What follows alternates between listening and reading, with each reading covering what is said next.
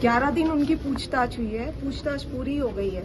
अदालत ने दोषी नहीं कहा, उनको जेल में क्यों डाला है?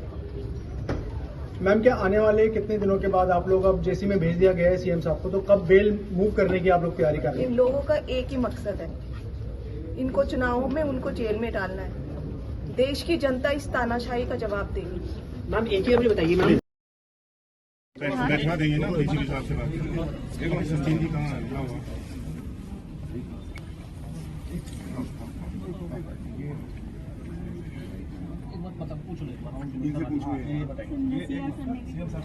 सुनीता मैम निकल गए वहाँ से, तो उधर वेटिंग एरिया में इधर पीछे वाली वेटिंग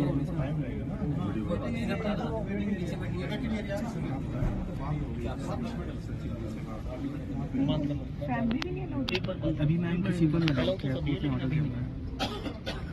मैडम आ गई है? हाँ, बेंच बैठी है।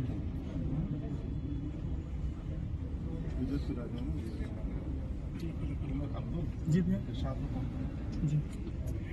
भेज दिया है, क्या रहा सुनवाई के दौरान, क्या कुछ कहा? देखिए, जुडिशियल कस्टडी में भेज दिया है 14 दिन के लिए। नेक्स्ट हेयरिंग जो है केजरीवाल जी की वो 15 अप्रैल रहेगी।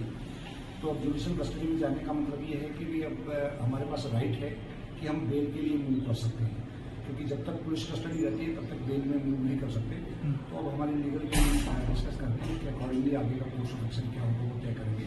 बाकी एडी की तरफ से अब कस्टडी खत्म और अब judicial custody start. Sir, ED ने कोर्ट में ये भी कहा, पहली बार जो है आतिशी का नाम लिया और ये कहा कि विजय नायर जो है वो केजरीवाल का करीबी था और वो केजरीवाल को नहीं आतिशी और सौरभ भारद्वाज को रिपोर्ट करता था।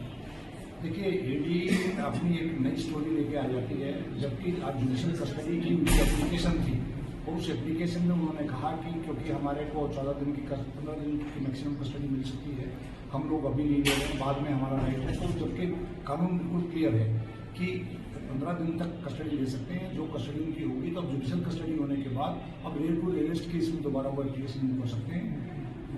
अगर ऐसा कभी होगा तो देन फर्दर डिसाइड करेगी कोर्ट। सर, अगर राजनीतिक पॉलिटिकल फ्रंट पे देखें तो अब जैसे कि सीएम साहब जेसी में चले गए हैं, तो क्या जेल से जो उनकी सरकार की कार्रवाई है, जो एक्शंस हैं या जो फंक्शंस हैं, वो करना उनके लिए पॉसिबल होगा? देखिए, कानून के अंदर जो प्रावधान है जी, उसके अकॉर्डिंगली सरकार चलेगी और उसमें जो भी जेल मैनुअल्स और जो, क्योंकि ऐसा हिंदुस्तान के अंदर पहली बार हो रहा है कि एक सर्विंग मुख्यमंत्री जो है वो जुडिशियल कस्टडी में। सर, क्या जेल मैनुअल ऐसी अनुमति देता है कि कोई जो आरोपी मुख्यमंत्री हैं कस्टडी में है, कहीं किसी चीज में साइलेंट होगा तो उसके लिए कोर्ट ऑफ लॉ है, तो कोर्ट से वो परमिशन लेके उसके अकॉर्डिंगली काम करें। क्या सर उनकी जगह कोई जो उनके अनुपस्थिति में कोई जैसे सिग्नेटरी किसी को बनाया जाए? क्या कोई अभी तक ऐसा निर्णय लिया गया है कि उनकी एब्सेंस में कोई? माननीय मुख्यमंत्री जी को बार बार दिल्ली की जनता ने, आपको देखा कल बहुत बड़ी रैली के अंदर ये सवाल पूछा गया कि भी आप क्या चाहते हैं। दिल्ली की जनता अरविंद केजरीवाल जी को मुख्यमंत्री देखना चाहती है। वो देश के बहुत पॉपुलर नेता हैं। किसी भी हाल में अरविंद केजरीवाल जी कंटिन्यू करेंगे। क्यों? क्योंकि वो आरोपी नहीं है। उनके खिलाफ जो भी एलिगेशन लगाए गए वो अभी किसी भी कोर्ट में नहीं है। सर, एक और आखिरी सवाल, कल गहलोत जी को जैसे ईडी ने सम्मन दिया था और आज 2 आम आदमी पार्टी के नए नेताओं का नाम जो है कोर्ट में ले लिया और ईडी की तरफ से ये भी कहा गया कि हम आगे भी कस्टडी ले सकते हैं क्योंकि उनके पास भी समय बचा हुआ है। ऐसे में आप इस पूरे जो घटनाक्रम है उसको राजनीतिक दृष्टि से कैसे देखते हैं? देखिए, ईडी पूरी तरीके से भारतीय जनता पार्टी और नरेंद्र मोदी जी की इंस्ट्रक्शन पे काम कर रहे हैं। वो लोग हमारी पार्टी को पूरी तरीके से निस्ताभूत करना चाहते हैं। हमारे लीडर्स को, टॉप लीडर्स को जेल में ऑलरेडी डाल चुके हैं, लेकिन वो इस बात को भूल रहे हैं कि आज घर घर में केजरीवाल जी पैदा हो चुके हैं। केजरीवाल जी एक सोच है, एक विचार है। उन्होंने जिस तरीके से वेलफेयर स्कीम्स चला के और प्रॉफिट का बजट दिया है, ऐसे नेता को, पढ़े लिखे नेता को, ऐसी पार्टी को, एक एक कार्यकर्ता, हमारा पूरी तरीके से, मैं भी केजरीवाल, ये मुहिम आपने देखा और पूरे देश में ये मुहिम चलेगी।